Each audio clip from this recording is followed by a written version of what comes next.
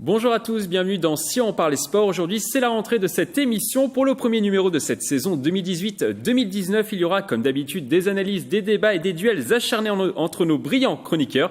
Et ils sont en grande forme aujourd'hui après de longues vacances estivales. Ils sont 5 autour de cette table. Je vous propose une présentation spéciale rentrée des classes.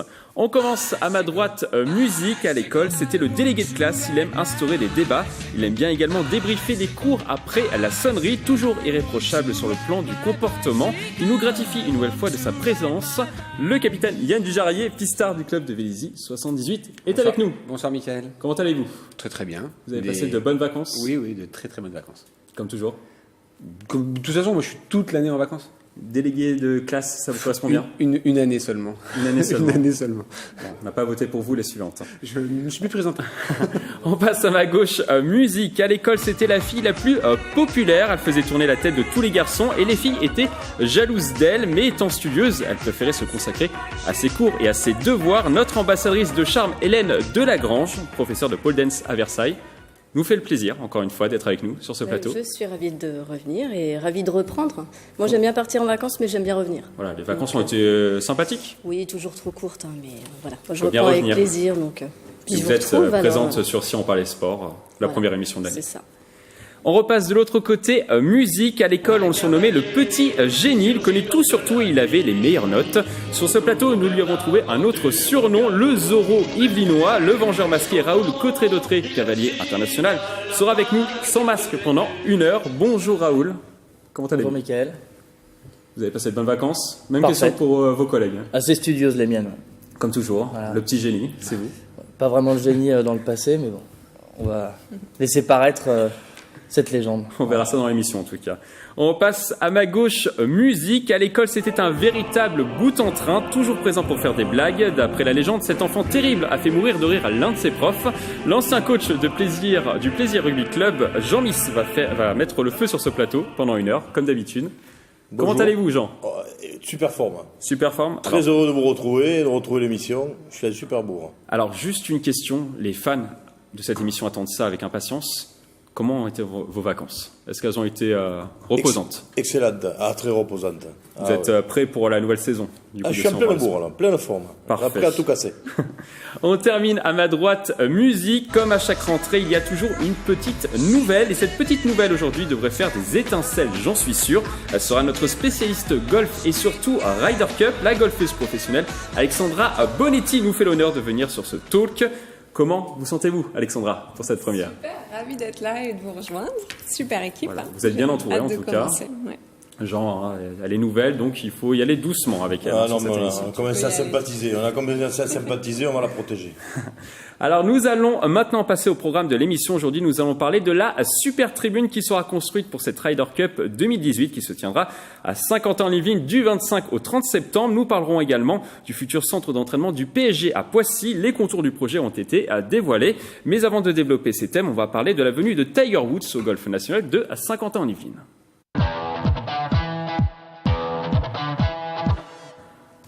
On commence donc par du golf. Un tigre va rugir au golf national de Saint-Quentin-en-Yvelines. Le capitaine de la sélection américaine Jim Furyk a décidé de sélectionner Tiger Woods, l'homme aux 14 tournois du Grand Chelem pour la Ryder Cup 2018 fin septembre.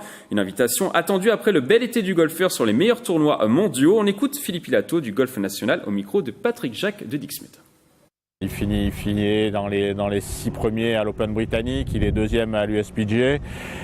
Il est toujours devant, quoi. C'est-à-dire qu'à un moment donné, Tiger, il revient aux affaires. En plus, on sent un joueur, en tout cas, il me paraît beaucoup plus détendu, beaucoup plus ouvert. On sent un joueur qui est moins tourné vers lui, un peu plus vers les autres.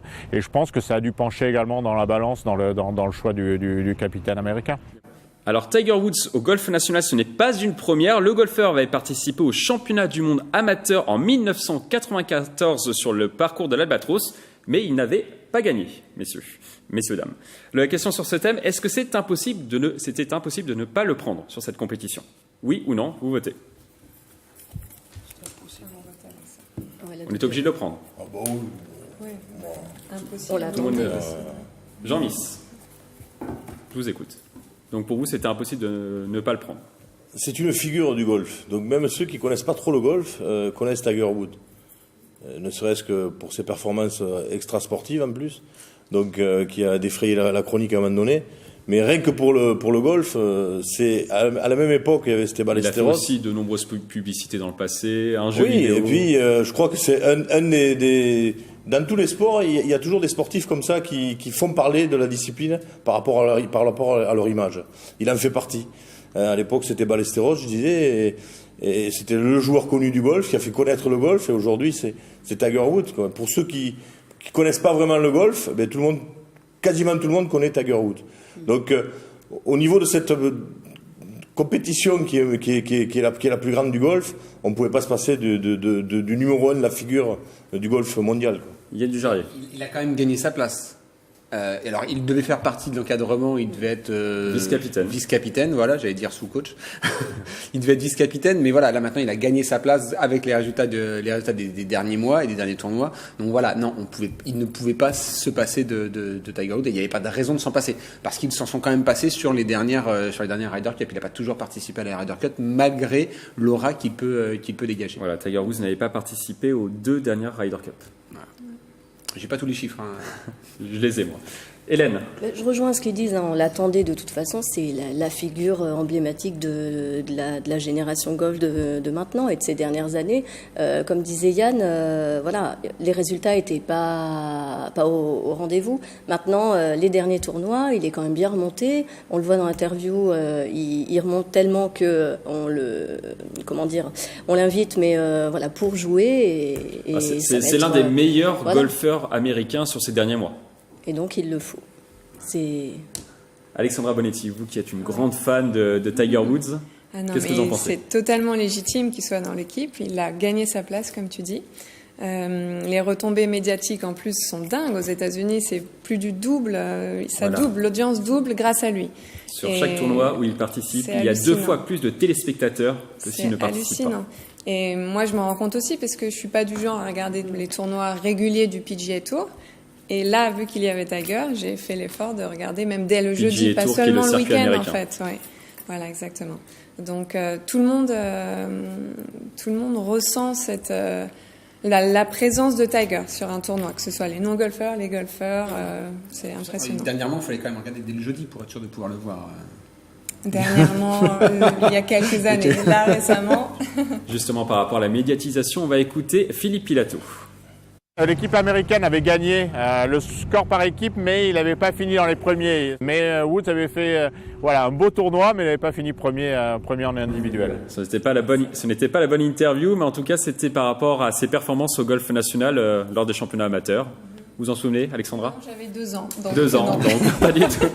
Tu jouais pas déjà ? Même pas, non. Alors, il a également sorti, on le disait, un livre il y a quelques jours, Tiger Woods, oui. La biographie. Mes performances. Voilà, on voit en ce moment le livre à l'écran.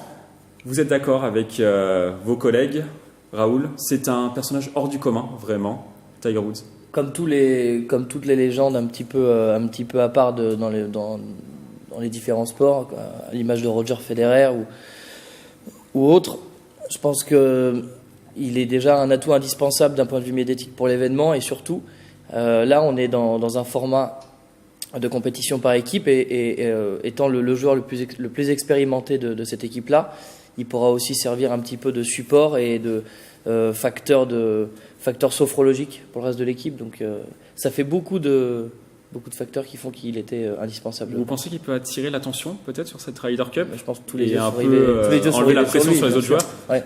Oui. Après, le problème, en fait, c'est que les Européens vont peut-être avoir vraiment l'envie de battre Tiger, en fait. Donc, c'est peut-être un avantage pour nous, pour notre équipe, mais pour les Américains, pas forcément.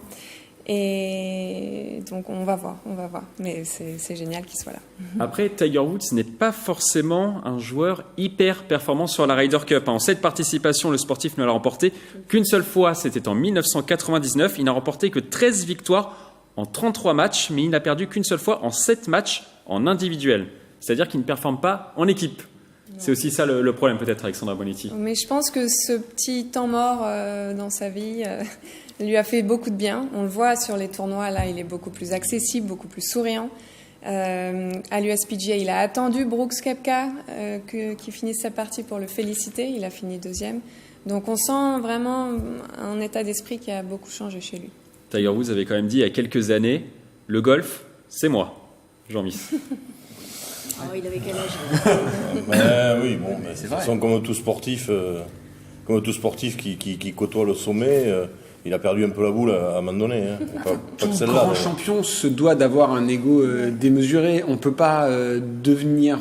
Si on n'a pas ce charisme, cette soif de gagner, de vouloir écraser les adversaires. Si vous êtes trop gentil, on peut rester humble aussi quand même. C'est pas interdit. Oui, hein. Oui, mais d'accord. Mais il a dit à quel âge il devait être assez jeune, un peu fanfaron sûrement. Mais en même temps, il a pas tort. Aujourd'hui, tu le dis. Quand on demande à n'importe qui de citer un joueur de golf, c'est Tiger Woods qui va sortir en numéro 1. Il n'y a pas de. Donc, en effet, le golf, c'est bien sûr. Moi, je suis entièrement d'accord avec ce que tu disais au tout début. Il y a deux golfeurs que je connais, c'est Sebastián Ballesteros, l'espagnol, et Tiger Woods. Après, le reste, on va en entendre parler périodiquement. Il me revient pas le nom du troisième. Alexandra Bonetti. Alexandra Bonetti. Pas encore. Raoul, je le disais précédemment, c'est pas forcément un joueur de Ryder Cup, Tiger Woods. Il fallait quand même le prendre dans l'équipe, à votre avis? Oui, parce que je pense que l'individualisme, c'est les traits de caractère d'un sportif jeune, mais au fur et à mesure de l'expérience, on se bonifie. Et j'imagine que pendant ces 3 années de récession, avec des petits tourments dans sa vie privée, on fait un peu un examen de conscience, un bilan de vie, on en ressort avec, j'imagine, des vertus un petit peu plus collectives. Donc voilà. Le choix revient au sélectionneur, c'est lui qui a décidé de le prendre. Si ça n'avait pas été un bon élément pour l'équipe, il ne l'aurait pas pris malgré les bons résultats. Prendre l'exemple de Benzema qui n'intègre pas l'équipe de France parce que Didier Deschamps pense qu'il ne faut pas le faire. Donc là, c'est la responsabilité du sélectionneur. Les résultats sont là. Si le sélectionneur se plante, ce sera sa faute. Bien sûr. Comme dans toute discipline. C'est son rôle. C'est tout. Dernière question sur Tiger Woods. La Ryder Cup est-elle déjà réussie, cette Ryder Cup 2018, avec la présence de Tiger Woods, à votre avis, Hélène? Oui, je pense qu'il y a déjà le succès du phare mis sur Tiger Woods et sur la Ryder Cup. Après, on attend les résultats. C'est la cerise sur le gâteau. Oui, mais en fait, c'est même un peu le gâteau. Les gens viennent pour ça. La Ryder Cup, ce sera la cerise et Tiger Woods, c'est le gâteau. Je trouve qu'il n'y a aucun Français, par contre. C'est un petit peu dans l'équipe d'Europe, ça c'est... On va en parler justement des équipes. On continue donc de parler de la Ryder Cup. Vous l'aurez compris, on connaît désormais les noms des joueurs sélectionnés pour les équipes américaines et européennes. Chez les Américains, on retrouvera notamment celui que l'on surnomme la machine du Kentucky, Justin Thomas. Les supporters pourront voir également le prodige Jordan Spieth, Patrick Reed, le Captain America vainqueur du Masters d'Augusta, ou encore Dustin Johnson. On notera également la présence de Phil Mickelson qui jouera sa 12e Ryder Cup. C'est une belle équipe, Alexandra Bonetti. Elle est superbe. Elle a de l'allure. Peut-être la plus belle équipe de tous les temps? Je pense, oui. Ne serait-ce que par le ranking, en fait. C'est hallucinant, la moyenne de leur classement mondial, en fait. C'est 11, je crois, la moyenne. 11,75 exactement. Le ranking, pour quelqu'un qui ne connaît pas du tout. Le golf. Donc, il y a Dustin Johnson qui est numéro 2 mondial, Brooks qui est 3, etc. Donc, tout le monde est dans le top donc, 10. Si on fait la moyenne... Non, tout le monde n'est pas... Non. Si la moyenne est 11, ah oui, non. c'est un peu compliqué. Finalement, c'est un petit génie. Non, mais je l'avais dit. Alors, du côté des Européens, on est également bien armés. On retrouvera notamment des joueurs d'expérience comme le golfeur italien Francesco Molinari, l'anglais Justin Rose et le nord-irlandais Rory McIlroy qui a déjà participé à 4 éditions. On retrouvera également des novices comme l'anglais Tommy Fleetwood ainsi que le suédois Alex Noren, vainqueur du dernier Open de France. Du côté des invitations, le capitaine Thomas Bjorn a décidé de retenir 4 golfeurs d'expérience avec les anglais Paul Casey et Ian Poulter, le suédois Henrik Stenson et l'espagnol Sergio Garcia qui honorera sa 9e sélection. On écoute la réaction de Philippe Pilato. Il y a beaucoup de joueurs où ça va être la première Ryder Cup et des Stenson, des Garcia permettront justement de pouvoir rassurer certainement ces joueurs-là. Et après, chez les jeunes, bien évidemment, c'est des joueurs de demain. Donc l'équipe européenne est redoutable, oui. La question sur ce thème, qui est favori pour remporter cette Ryder Cup? C'est rouge. Vous votez rouge pour les Américains et vert pour les Européens. Alexandra Bonetti a pris parti. On fait un petit duel entre Alexandra Bonetti et Jean. Jean, allez. Vous commencez? Donc vous êtes européen. Je suis européen, malgré le fait qu'il n'y ait pas de Français, ça me désole un peu dans cette équipe. mais il y aura quand même 2 Français dans l'encadrement. Oui, dans l'encadrement. Grégory Avray et Raphaël Jacquelin. Parce que c'est chez nous, quoi. Donc, vous êtes un peu déçu. Une compensation, on va dire. Non, mais pour moi, je vois l'équipe d'Europe parce que justement, on les attend pas. On parle tellement de cette grande équipe américaine, avec Tiger Woods, là, la cerise sur le gâteau. Tout le monde doit être focalisé là-dessus, sur lui. Et il y a quand même des joueurs qui c'est pas des novices, notamment le numéro 1 mondial, si je ne me trompe pas. Voilà, Justin Rose, qui est numéro 1 mondial. Voilà, donc donc l'expérience, elle y est aussi, surtout l'expérience actuelle, par rapport au niveau de ces joueurs-là. Et donc moi je pense qu'ils vont faire la surprise, même s'ils ne sont pas attendus. Et on n'est jamais aussi bon en France que quand on n'est pas favori. Et là, c'est l'Europe. Oui, mais c'est en France. C'est en France. C'est chez nous, à Guyancourt.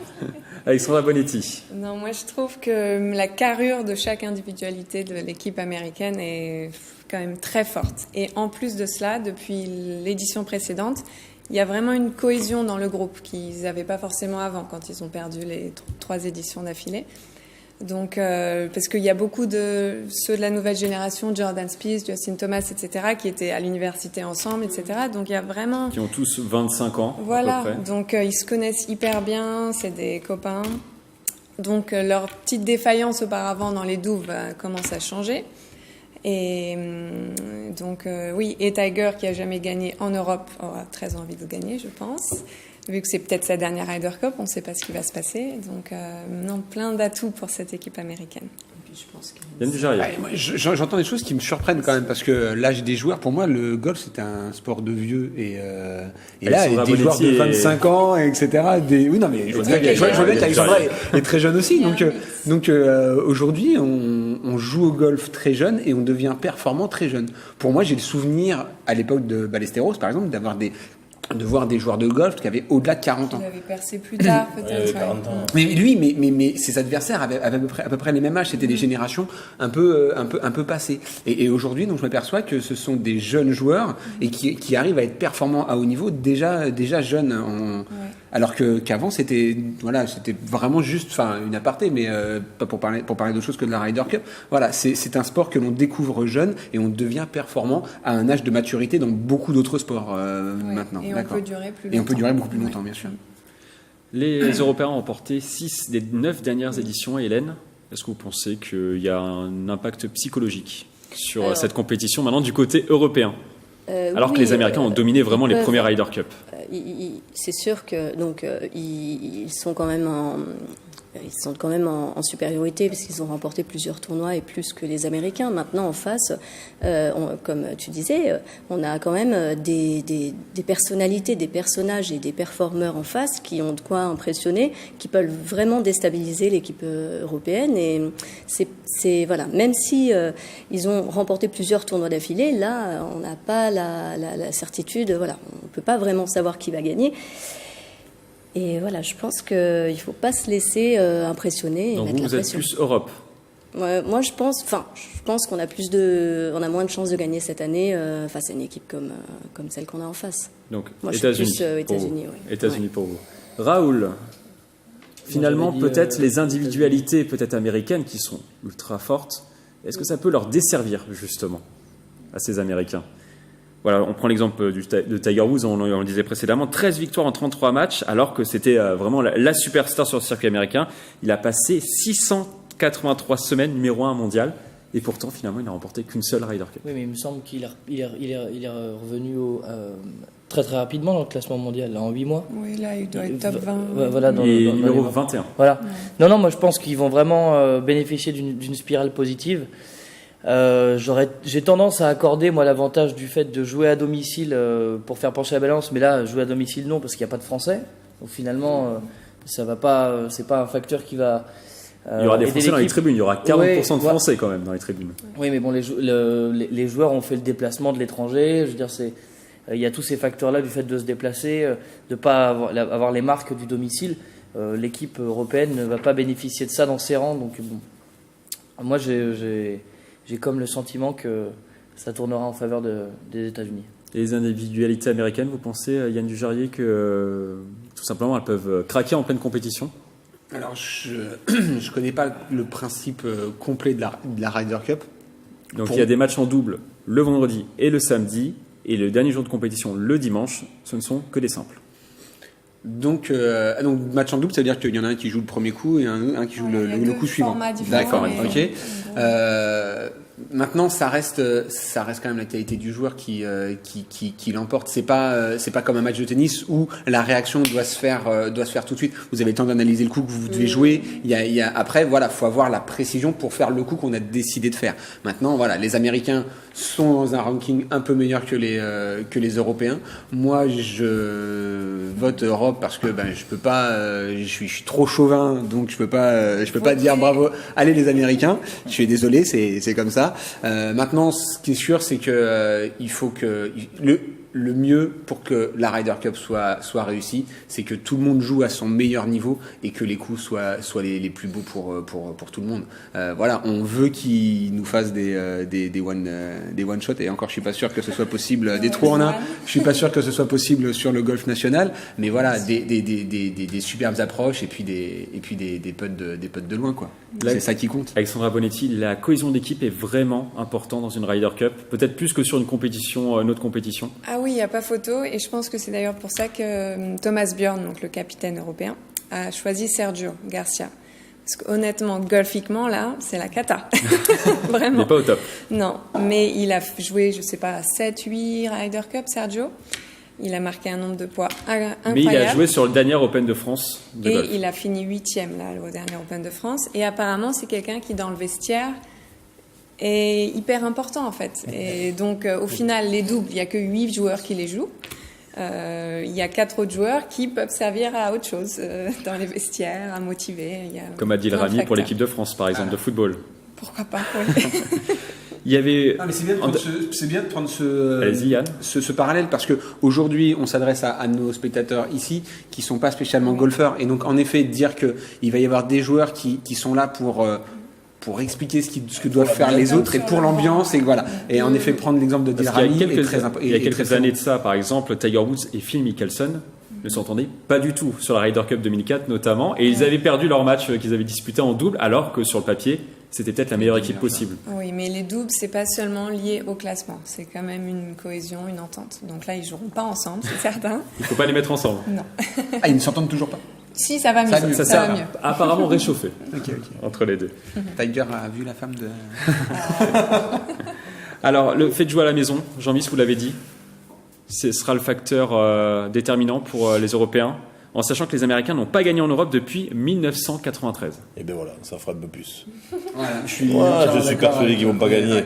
Ils vont pas gagner, les Américains. Et en plus, si le temps continue à être comme ça, Clément, on peut avoir une super belle compétition. Et pour moi, ça favorisera l'Europe. Dernier facteur, peut-être Alexandra Bonetti également, c'est l'Albatros, forcément, qui est très compliqué. Et les Américains n'ont pas l'habitude de se déplacer sur l'Open de France. Est-ce que ça peut jouer également sur l'issue de la compétition? Sur le fait que je pense que les Américains soient favoris, c'est le parcours, qui est quand même assez étroit, avec des roughs costauds. Donc les bombardiers américains là, qui tapent à 330 mètres, il va falloir être précis et pas forcément sortir le driver sur tous les trous. Et ça, je sais que ça peut nous avantager, les Européens. Les Européens sont plus précis que les Américains? Oui. Plus fin. L'équipe qui va gagner. C'est assez culturel. Les Américains, on sait que certains, justement, sautent sur tous les trous. On va pas vous laisser dire ça. Jean-Michel, on va passer à la troisième partie de cette émission. À la tribune, justement. Elle concerne donc la super tribune qui a été construite pour la compétition. Elle fait 22 mètres de haut, 6800 places assises, des chiffres qui permettent à la Ryder Cup 2018 de s'inscrire dans l'histoire de la compétition avant même d'avoir commencé. Sa capacité est 5 fois supérieure à celle de la dernière édition organisée en 2016 aux États-Unis. Les joueurs amateurs du golf national de Saint-Quentin-les-Vignes n'en reviennent pas. On les écoute. Elle est impressionnante, hein. Elle est belle, elle est grande. Pour le départ du 1, c'est parfait. Elle est immense. J'ai entendu dire qu'elle faisait 6000 places. Je suis impressionné. La tribune éphémère permettra d'avoir une vision de 11 sur 11 des 18 trous du parcours. Les spectateurs pourront notamment voir le premier coup de la compétition le vendredi 28 septembre. On écoute le directeur du golf national, Paul Hermitage. L'ambiance au trou numéro 1 est devenue quelque chose dans l'héritage de la Ryder Cup. C'est mythique, l'ambiance quand les joueurs rentrent dans l'arène et ce bruit assourdissant. Donc je pense qu'on a voulu l'amplifier encore plus. Parce que non seulement il y aura les 6800 personnes assises, mais il y aura aussi la même, voire 10 000 personnes debout. La question sur ce thème, cette tribune est-elle construite juste pour rentrer dans l'histoire? Oui ou non? Raoul, vous pouvez voter. Vous avez dit mal. On fait un petit duel entre j'ai pas le cerveau en marche. Hélène et Alexandra. Un duel féminin. Alors, Hélène. je réponds non parce qu'elle n'est pas faite que pour entrer dans l'histoire. Alors évidemment qu'une tribune de 6800 places c'est juste énorme, on n'a jamais vu ça. Alors elle va rester. On l'a vu il y a longtemps. Oui, mais voilà, on s'en rappelle pas. Effectivement, Yann Dujarrier. Mais voilà, ça va rester dans les mémoires et ça monte cette Ryder Cup à un niveau qu'on n'a pas vu. Maintenant, je pense que c'est pas uniquement ça qui va faire rentrer qui va faire rentrer la Ryder Cup dans l'histoire. Après, ça va être vraiment, Tiger Woods, on en a parlé, et la qualité de l'affrontement entre les deux équipes. Et ça, plus une tribune, finalement. Ouais. En fait, la tribune, c'est vraiment ce qu'on va regarder, ce qu'on voit en termes de moyens déployés, mais on attend les résultats de l'équipe, c'est vraiment ça. C'est les résultats, voilà, c'est ça aussi. On laisse finir le duel avec Alexandra. Alexandra, c'est à vous. Non, mais pour une fois que les Français font les choses en grand, on va pas se plaindre. Je trouve ça bien. Mais en même temps, le parcours est déjà dessiné en forme de stade. Il y a des buts qui ont été créés par l'architecte. Voilà, dans les années 90, au moment de la construction. Oui, puisque le terrain était tout plat, en fait, au départ, le Golf National. Et c'était créé pour être un stade. Donc, mettre cette tribune de 20 mètres de haut, c'est combien ils ont dit, 20 mètres 22 mètres. C'est exactement. Et 5 fois plus grand que celle des années précédentes. C'est un peu pour marquer le coup. Voilà. Mais bon, je suis pas contre. Je vois juste l'utilité, c'est qu'elle permet d'avoir une vision sur plusieurs trous. 11 sur 18. 11 sur 18. Alors 11 sur 18 de loin. Oui, bah oui, de loin. Une très bonne vision sur le 1, le 2, notamment sur les premiers trous, on va dire. Il y a un moment où. Et un peu plus loin, c'est un peu plus compliqué. Quand on va sur un stade de golf, on y va avec les jumelles. Parce qu'on sait très bien qu'entre le moment où le joueur va faire son putt de départ et on peut pas être aux deux endroits en même temps, donc si on veut pouvoir voir complètement, il faut des jumelles. Donc je pense que l'intérêt il est là, c'est de se dire quand je suis dans la tribune, je peux voir à plusieurs endroits et je suis pas obligé de me promener dans le. Et il n'y aura pas qu'une tribune, il y aura également d'autres tribunes qui seront installées sur le site. Moins qu'à Zeltine par exemple en 2016 où là par contre il n'y avait pas de relief du tout sur le parcours. Et il y avait des tribunes tout au long. Je suis passé hier le long du Golf National là pour faire une balade en vélo et en effet on voit que ça bouge et que tout est mis en place quoi. Et ça vous avez repéré le Golf National pour l'émission. Je suis à leur repérage. Vous faites des heures sup, attention Yann Dujarrier. Jean, qu'est-ce que vous en pensez vous de cette tribune? Moi je rejoins Alexandra parce qu'elle dit pour une fois qu'on fait les choses en grand chez nous. On est toujours en train de se plaindre. Là, on a fait une tribune magnifique. Elle sera pleine, j'en suis certain. Mais c'est pas trop grand, peut-être? 1200 places à Zeltine, Glen Eagles, 2300 places? Ouais, mais trop grand. Sur le premier trou, c'est génial, je trouve. Ça va permettre... Ça va faire aussi venir du monde en disant, avec une tribune comme ça, j'aurai peut-être la chance d'être là et puis de pouvoir assister au départ. Donc, pour moi, c'est un plus. Pour moi, c'est vraiment un plus. D'autant plus si ça continue à faire beau comme ça, si ça continue à sourire comme ça, ça va être magnifique. Alexandra Bonetti, c'est logique de l'avoir mis sur le trou numéro 1. Oui, bien sûr. L'ambiance est dingue sur le 1. Moi, j'ai jamais fait de Ryder Cup, j'ai juste fait Solheim Cup, donc l'équivalent féminin. Et donc l'échelle est 10 fois moins grande, mais tous les joueurs le disent que c'est le moment important de la compétition. Ouais, c'est plus que l'arrivée du 18. Mais ça se trouve, les matchs n'iront même pas jusqu'au 18 en fait. Ah, d'accord. Il y a l'entrée des golfeurs et tout. Voilà, c'est ça, on les acclame. C'est un peu comme au JO, la parade du début. Quoi. La mise en mort, non. Voilà, on voit des images justement de la Ryder Cup 2014, la dernière en Europe. Oui, donc en ça, Écosse. c'est intéressant, c'est important. Moi, je pensais qu'on allait jusqu'au 18, comme pour un tournoi classique. Et en effet, oui, puisqu'il faut gagner plus de trous pour pouvoir gagner la manche face à... C'est comme un match de tennis qui sera en 3, 7 et non 5. D'accord. Et la Super Tribune ira également sur le trou numéro 18 également. Mais il y aura moins de places. Peut-être pas y arriver, donc on n'arrivera peut-être pas au 18. Donc, des places. Mais il reste quand même des places. Et 1000 places seulement sont réservées pour la Super Tribune. Okay. Le reste est libre d'accès. Donc il faudra arriver tôt. Je ne sais pas à quelle heure, selon vous, il faudra arriver si on a la chance d'avoir un ticket pour cette Ryder Cup. Je crois que les portes ouvrent à 6h, je crois. 6h30, il faut être là à l'entrée. Il faut être là à l'entrée. Il faut mettre le réveil à quelle heure 4h, 5h Oui, 5h, quelque chose comme ça. Il faut être courageux quand on est golfeur. Ah oui, mais là, c'est une fois tous les 2 ans en France. Ou alors vous plantez la tente sur le parcours, sur place. Jean, vous y serez, vous À 4h du matin Non, pas 4h du matin. Mais par contre, je vais essayer d'y aller. Ouais. Vous allez essayer Ouais. Bon, en tout cas, c'est complet pour l'instant. Oui, mais ça fait rien, j'ai un filon. Ah, si on voit une mascotte courir sur le green, c'est Jean, il est déguisé. Je vais voir ta gueule. On a des choses à se dire. Après cette large page Ryder Cup, on change de sport, on va parler rugby dans notre rubrique résultats.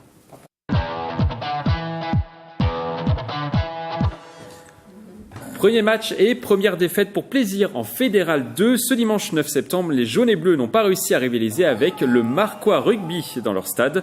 Le score est sans appel 51-13 avec 8 essais inscrits par les visiteurs comme on peut le voir sur ces images. On écoute la réaction de l'entraîneur Sébastien Roncalli. Quand on maîtrise aussi peu de choses, à un moment donné, la sanction est un peu obligatoire. Et notamment les 3-4 premiers essais qu'on prend, c'est que des fautes de notre part que l'adversaire utilise à fond. Non, aucun problème. Ouais. C'est logique.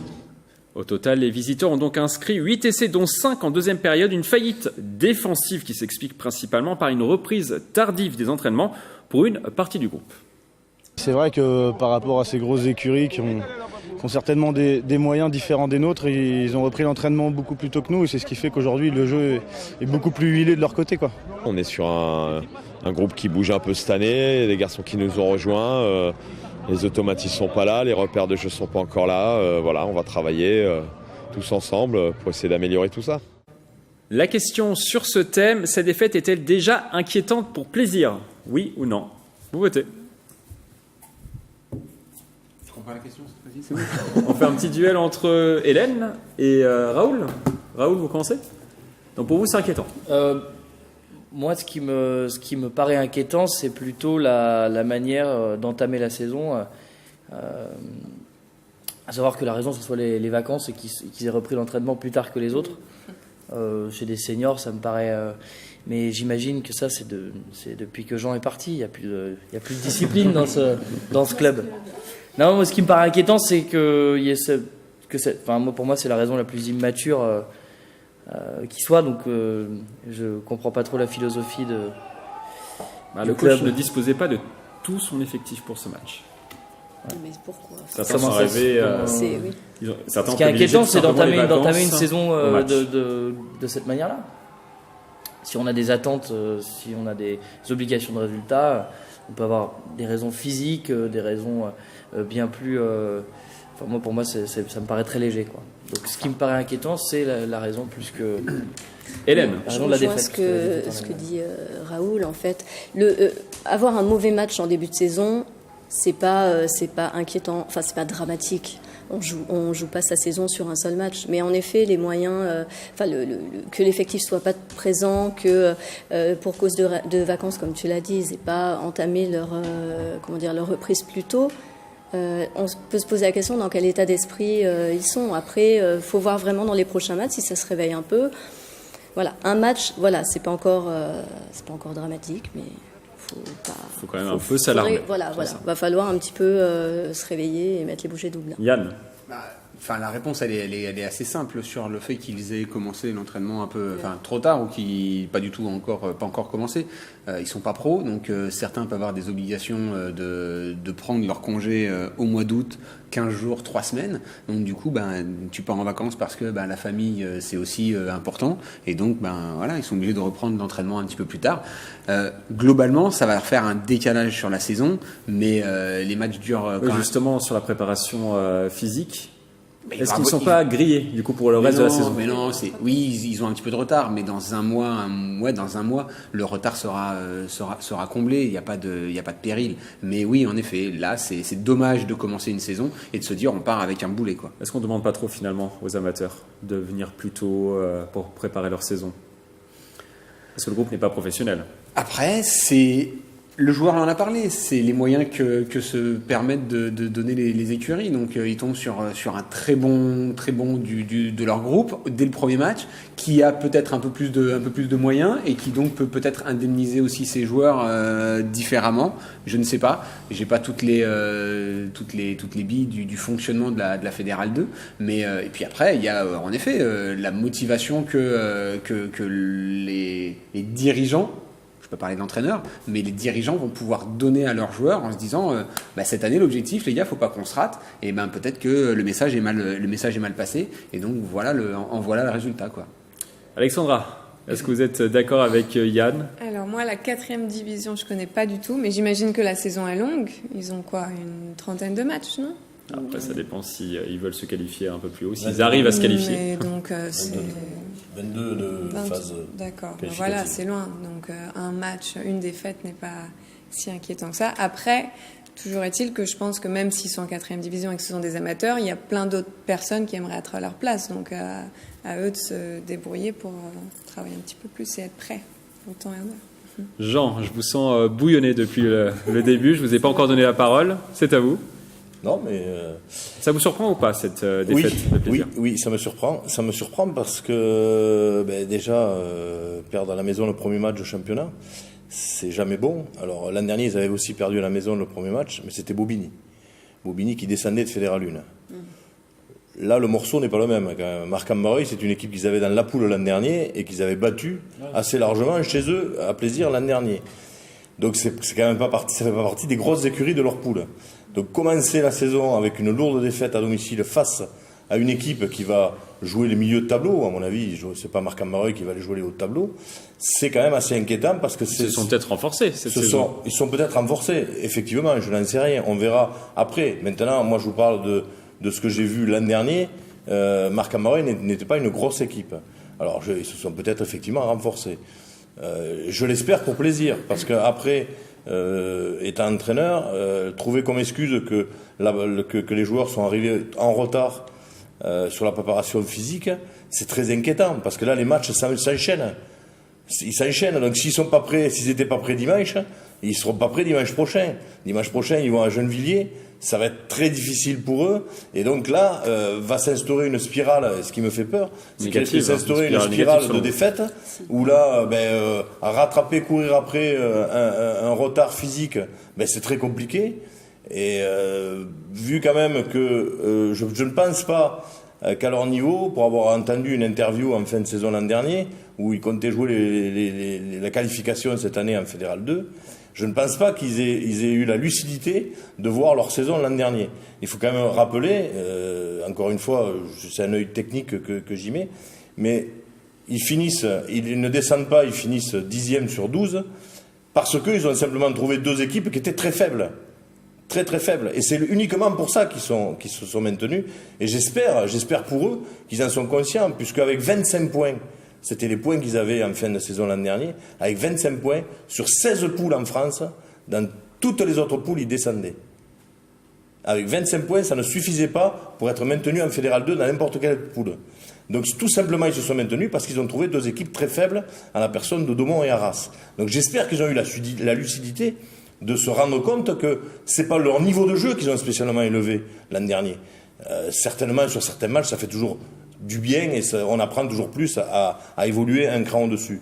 Mais il y a la lucidité, et là c'est inquiétant, je le dis, parce que c'est le premier match à la maison face à une équipe qui est dans leur corde. Et qu'est-ce qui vous inquiète le plus? La défense Ils ont pris 8 essais. Oui, non mais là, quand on perd, de toute façon, quand on perd, c'est plus facile, c'est forcément été défaillant en défense. Hein. Au rugby, si vous prenez les essais... Il y a quand même eu quelques belles séquences en attaque. Oui, mais quelques belles séquences. Non, mais on peut pas se contenter de quelques belles séquences. Vous prenez 50 points à la maison. Voilà, on 50 points à la maison. Laissez à plaisir. Eh oui, vous perdez pas 13 ou 12, quoi. Vous perdez pas d'un point. Vous pouvez dire, là, on a raté notre... Là, vous prenez 50 points face à une équipe, encore une fois. Alors, peut-être que ça va être la grosse équipe du... J'y crois pas, je vous le dis, moi. J'y crois pas. Donc, pour moi, c'est quand même assez inquiétant. Et simplement dire, on est en retard physique sur le travail physique. Travail physique et technique. Je pensais l'an dernier qu'ils avaient fait un immense saut dans le technique du groupe. Ce sera le mot de la fin sur cette thématique, après la superbe synthèse de Jean-Miss et son regard technique. Après cette page rugby, on va parler cyclisme, c'est notre focus du jour.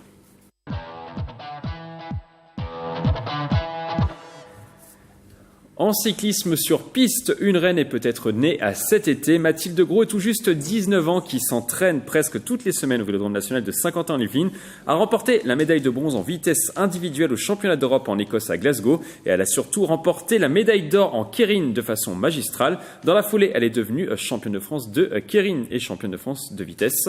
La question sur ce thème, Mathilde Gros est-elle déjà sur le toit du monde à 19 ans?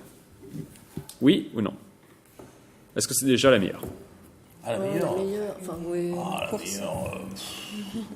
Vous êtes partagé, Jean? Ah oui, la meilleure. On va faire un petit tour. Alors pourquoi, Jean, vous êtes partagé?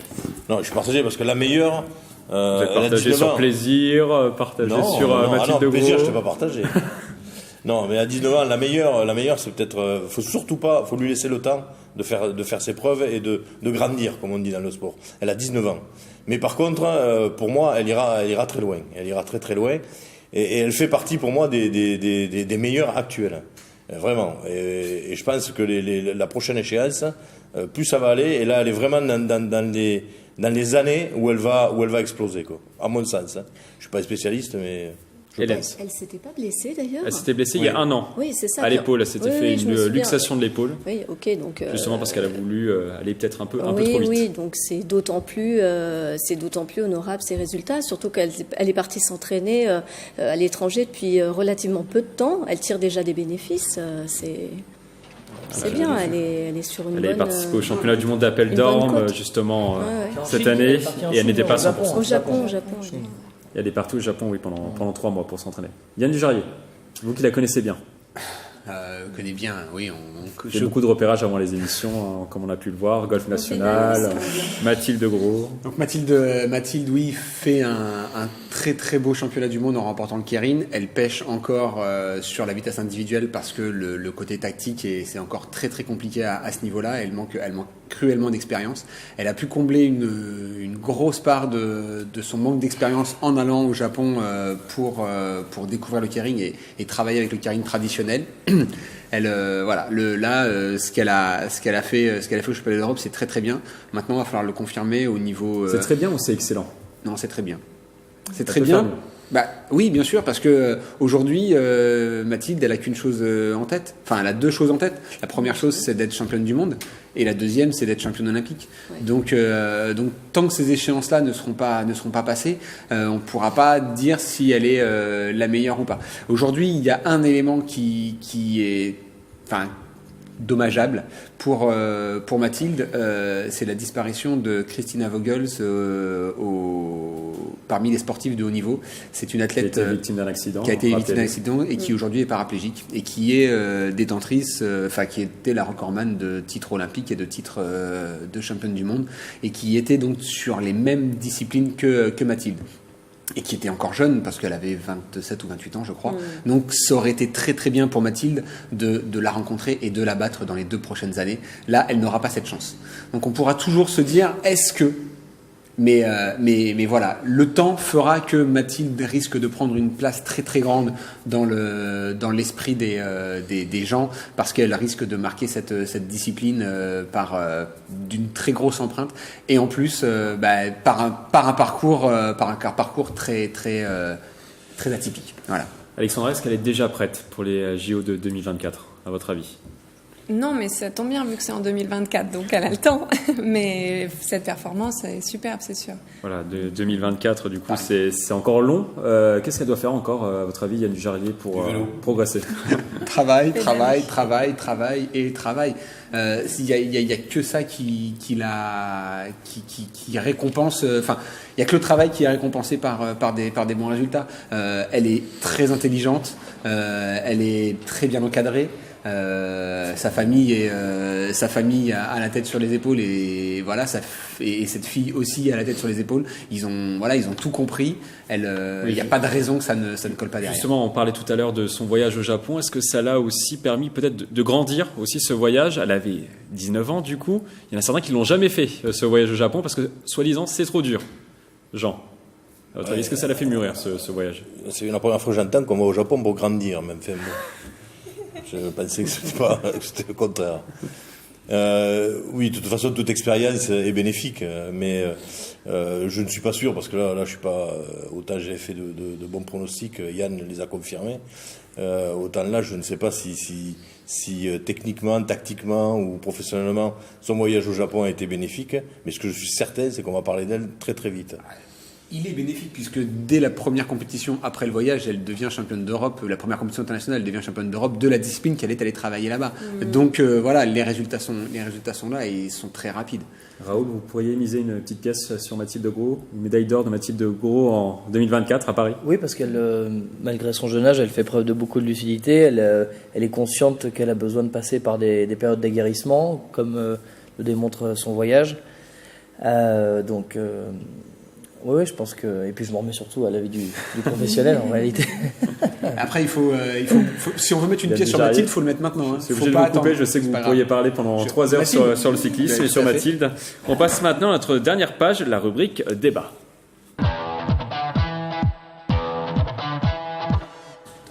Dans cette page débat, nous allons parler du nouveau centre d'entraînement du PSG qui sera implanté sur la commune de Poissy. Les contours du projet ont été présentés le vendredi 7 septembre à la mairie. Sur les 74 hectares, on retrouvera notamment 17 terrains de football, un stade de 5000 places pour accueillir notamment les féminines, un dojo pour le judo et un terrain de handball. On écoute le directeur immobilier du PSG.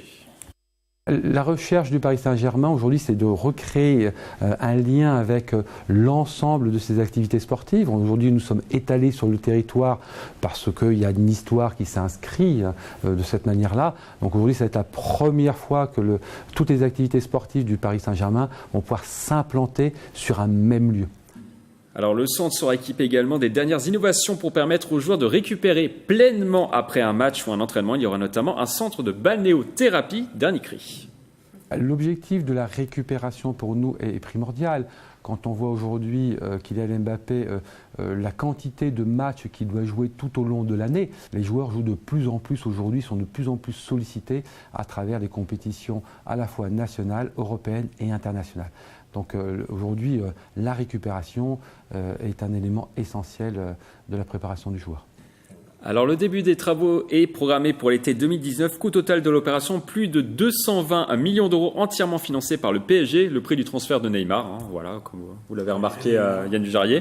La question sur ce thème, ce centre d'entraînement est-il nécessaire pour devenir un très grand club? Je vais y arriver. Oui ou non? Vous êtes unanime sur la question. Raoul, votre avis sur cette question? D'abord, ça démontre que les Qataris ont encore une volonté de s'inscrire dans le temps avec ce club et de donner une ampleur bien plus grande au PSG. J'imagine que de toute façon, le football récupère un atout de presse supplémentaire avec la victoire des Bleus cet été, la nouvelle création d'une nouvelle ligue où on va voir les joueurs nationaux jouer de plus en plus. Donc, la Ligue des Nations. Voilà, la Ligue des Nations, des joueurs qui vont être encore plus sollicités physiquement et médiatiquement. Donc je pense que c'est nécessaire parce que disons que le système se met à la page de ce que devient le foot international actuel. Voilà. Hélène, Vous êtes aussi convaincu par ce nouveau centre d'entraînement du PSG? Oui, alors après, moi j'ai un peu de mal avec les 220 millions, là, je ne sais pas d'où ça sort, je ne sais pas comment un club peut investir autant. Alors oui, les Qataris, très bien, mais voilà, c'est ça. Mais non, de toute façon, il est évident que meilleures sont les structures, les différents pôles dans un centre d'entraînement, meilleurs seront les résultats, enfin en tout cas, toutes les chances sont là. Donc évidemment que c'est quand même indispensable et c'est ce qui va faire qu'on a plus de chances d'avoir les meilleurs résultats. Après, on va voir.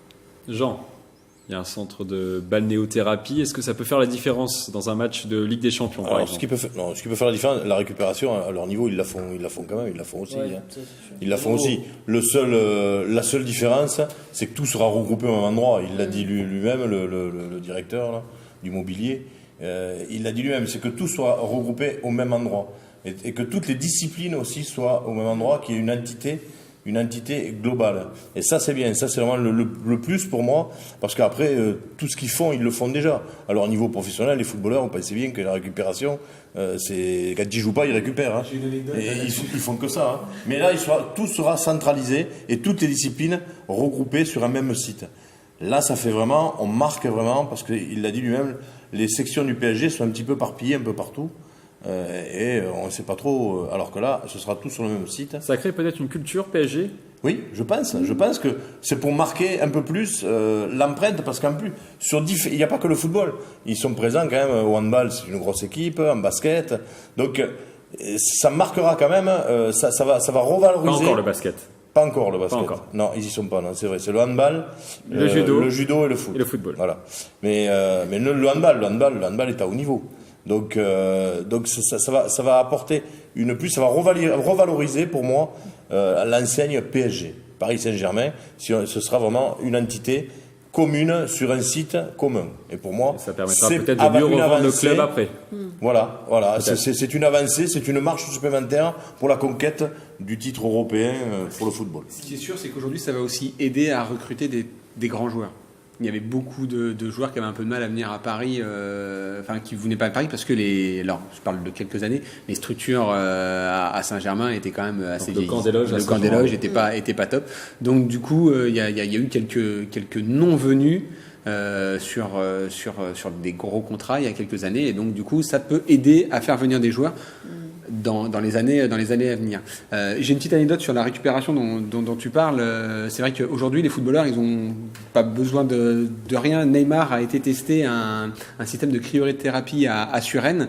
Il a adoré le principe, et donc du coup, l'endroit où il a fait la cryothérapie, la personne lui a dit: vous revenez quand? Et il a dit: non, je vais en acheter une. Voilà, carrément une machine qui vaut quelques centaines de milliers d'euros. Voilà, il doit en avoir une chez lui aujourd'hui. Donc ça fait à peu près une journée de salaire pour lui. Il dort dedans. C'est une question de crédibilité aussi également. Alexandra Bonetti, il le disait Yann il y a quelques instants, ça permet de mettre le club parisien tout simplement dans le gratin du foot européen. Oui, tout à fait. J'imagine que le Barça, le Real et tous ces clubs-là ont la même chose. J'aime bien l'idée que ça regroupe plusieurs sports, ça c'est sympa. Mais par contre, je rejoins Hélène sur le budget. Le budget. Et je vais ajouter ma petite patte golfique là-dessus, parce que 220 millions, nous, on a du mal à trouver des tournois où la somme totale des gains est 300 000 euros. Et là, en 220 millions, les 220 millions arrivent comme ça. Quand c'est l'argent public, ça me dérange, mais là, ils font ce qu'ils veulent. Ce département va quand même participer à la création de routes et de ronds-points autour du centre d'entraînement. Et il vaut mieux, parce que sinon ça va créer un bon souci. Un stade de 5000 places aussi, pour les féminines. C'est peut-être ce qui était demandé également. Le problème des 220 millions d'euros, c'est que c'est le problème du football. Aujourd'hui, le football, c'est devenu quelque chose on parle de sommes astronomiques, et en effet, qui sont incompréhensibles pour la plupart des sportifs. Aujourd'hui, une équipe de cyclisme, les plus gros budgets ne dépassent pas sont autour de 20 millions, quoi.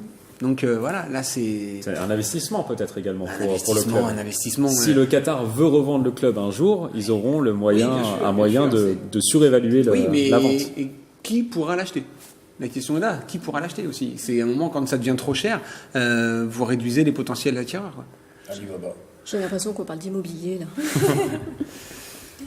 À votre avis, Raoul, la culture PSG, on en parlait tout à l'heure, est-ce que la culture PSG sera bien présente dans cette structure? Plus que jamais, bien sûr. Ça, ouais.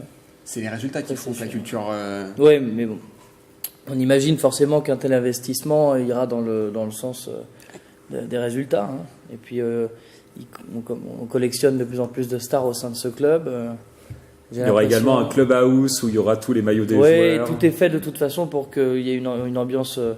Puis je crois que le club comment dirais-je, d'un point de vue public est plus apprécié qu'avant. On est moins à cheval sur le côté c'est l'argent des Qataris, on soulève moins, voilà, on soulève moins ça. Et puis je vous dis, on a un peu tous raccroché avec le foot. Après, finalement, le Paris Saint-Germain sera à Poissy et puis à Saint-Germain. Poissy Saint-Germain. Oui. Et du coup. Pour l'instant, voilà, il quitte le. Est-ce qu'on change le nom? Ah oui, non, j'imagine que non. J'imagine que non. Non. Que ce soit Paris. Non. Oui. Le Poissy Saint-Germain, bon. Ça vous tente pas? Non, donc c'est bien comme ça. Dernière petite info insolite quand même sur ce centre d'entraînement. Jean-Miss, il y aura également un potager dans le centre d'entraînement et on pourra notamment récolter des poires. Oh, ben s'ils veulent récolter des poires, il n'y a pas de souci. Je peux y venir, je peux venir moi. Je vais leur mettre quelques taloches. Mais par contre. Je suis pas sûr que vous puissiez approcher Neymar. Oui, avec les services de sécurité. Oui, c'est pas bien grave. Mais là, ça va peut-être faire la différence. S'ils mangent du bio, s'ils sont pas champions d'Europe après ça, je comprends plus rien, moi. C'est la fin de cette émission. On se retrouve le 26 octobre prochain pour cause de Ryder Cup. Avant de se quitter, TV78 a lancé un jeu concours. Vous pouvez assister à la rencontre de handball féminin entre le club de Paris 92 et l'équipe de Metz le 16 septembre prochain. Pour jouer, il vous suffit d'aller sur notre site internet tv78.com. Tout le monde peut jouer, même vous, Jean, si vous voulez des places. Et c'est au Vélodrome? Ce n'est pas au Vélodrome. Oh, mais c'est à Paris. On va terminer par une citation de Tiger Woods. Peu importe la qualité que vous avez, vous pouvez toujours l'améliorer et c'est ce qui est passionnant. Je vous laisse méditer sur cette phrase. À bientôt sur TV78.